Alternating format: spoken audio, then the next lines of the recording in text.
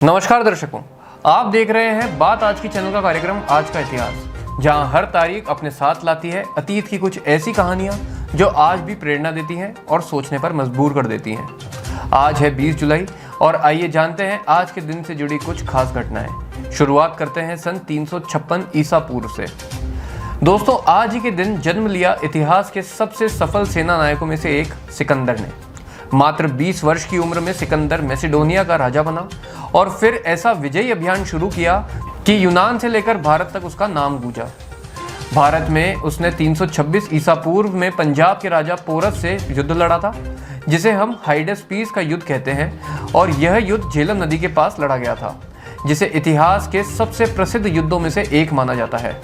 सिकंदर ने जब भारत के पश्चिमी हिस्सों में कदम रखा तो उसे कई छोटे छोटे राज्यों से कोई खास चुनौती नहीं मिली, लेकिन जब वह पोरस के राज्य में पहुंचा तो उसे गंभीर प्रतिरोध का सामना करना पड़ा। पोरस ने आत्मसमर्पण करने से इनकार कर दिया और डटकर मुकाबला किया।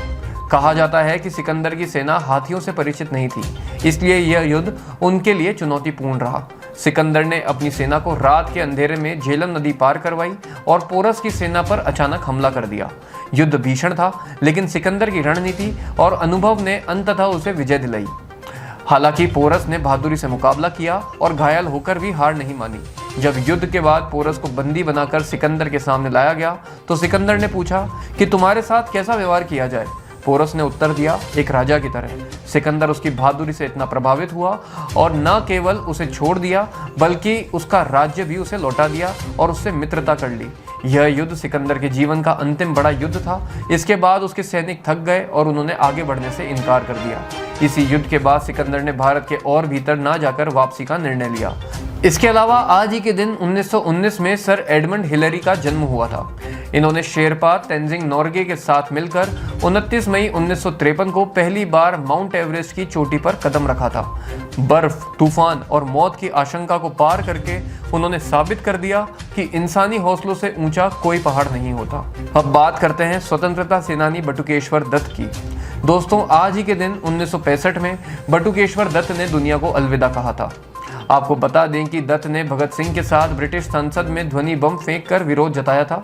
इसके बाद बटुकेश्वर दत्त को आजीवन कारावास की सजा मिली थी और जेल में अत्यधिक यातनाएं दी गई। साथ ही अस्वस्थ माहौल में रखा गया, जिससे उनका स्वास्थ्य बुरी तरह प्रभावित हुआ। लेकिन जेल में भी उनके हौसले नहीं डगमगाए और उन्होंने अपनी हड़तालें, प्रदर्शन और आंदोलन जारी रखे। आज़ादी के बाद भी सरकार ने उनके इलाज की कोई खास व्यवस्था नहीं की। इसके बाद 20 जुलाई 1965 को दिल्ली के एम्स अस्पताल में अत्यंत उपेक्षित अवस्था में उनका निधन हो गया। इसके अलावा आज ही के दिन ब्रूस ली का भी निधन हुआ था। वो सिर्फ फाइटर नहीं बल्कि एक दार्शनिक भी थे। उन्होंने जीट कुन डो की नींव रखी और हॉलीवुड में एशियाई कलाकारों के लिए राह बनाई। महज 32 साल की उम्र में उनका अचानक चले जाना जितना दुखद था, उतनी ही उनकी विरासत प्रेरणादायक रही। आज ही के दिन 1973 में ब्रूस ली की अचानक मौत हो गई थी, जब वे एक फिल्म की शूटिंग के दौरान बीमार पड़ गए थे। उनकी मृत्यु का कारण आज भी रहस्य बना हुआ है। कुछ लोग कहते हैं एलर्जी, कुछ साजिश, लेकिन सच्चाई अब तक साफ नहीं हुई। इसके अलावा आज ही के दिन को हम अंतर्राष्ट्रीय चंद्रमा दिवस के रूप में भी मनाते हैं, क्योंकि आज ही का वो दिन था जब 1969 में इंसान ने पहली बार चांद पर कदम रखा था। तो दर्शकों, ये था 20 जुलाई का इतिहास, प्रेरणा, साहस और ऊंचाइयों का प्रतीक। हम फिर लौटेंगे ऐसी ही ऐतिहासिक तारीखों के साथ। तब तक देखते रहिए बात आज की। धन्यवाद।